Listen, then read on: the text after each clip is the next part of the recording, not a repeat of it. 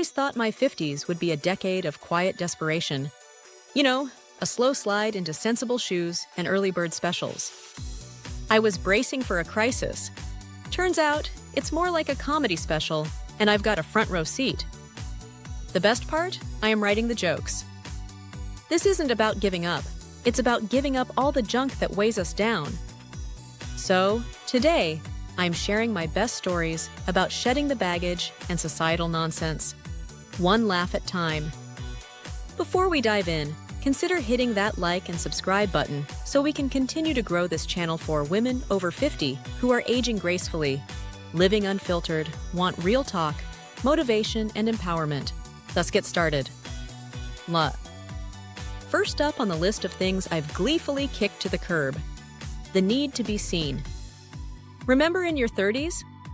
I was practically setting off signal flares in department stores just to get a sales associate to look at me.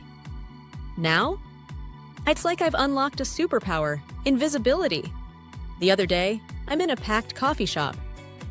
These two 20-somethings are in a deep and dramatic conversation.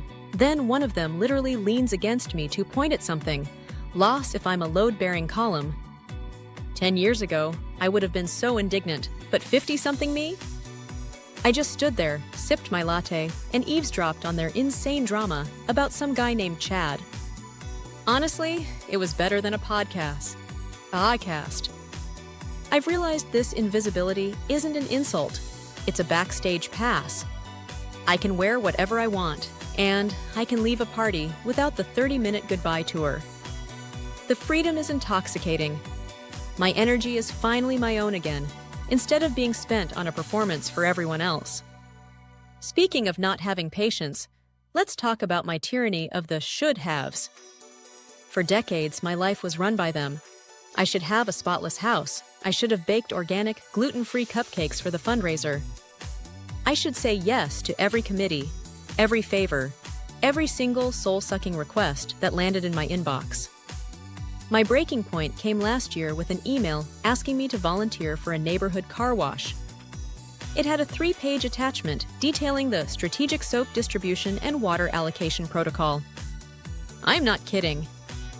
I stared at it for a minute and then typed back 3 words. No thank you.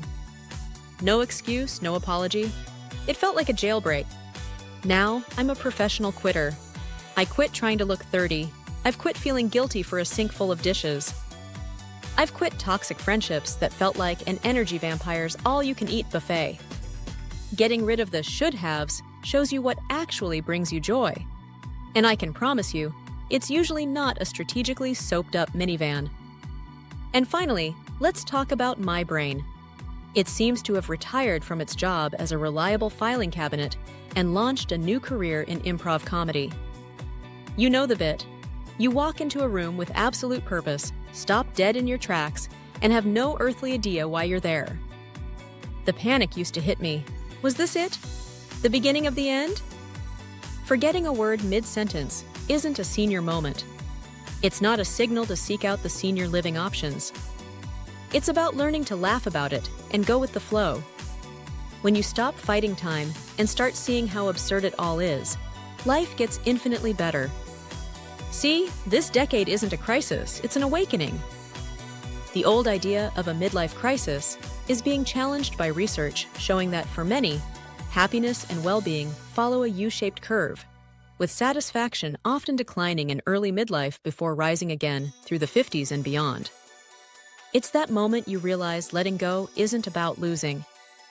It's about gaining everything that actually matters: peace, freedom, and the ability to laugh so hard you cry at your own wonderful, imperfect life.